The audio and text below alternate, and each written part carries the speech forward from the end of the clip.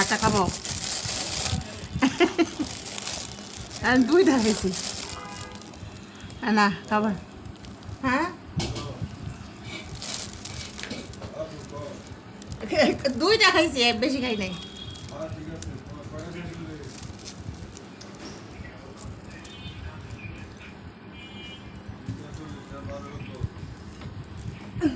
আপাতত word paper নিয়ে রাখ পরে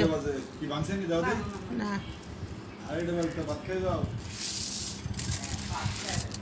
খাবার দিয়ে দিচ্ছি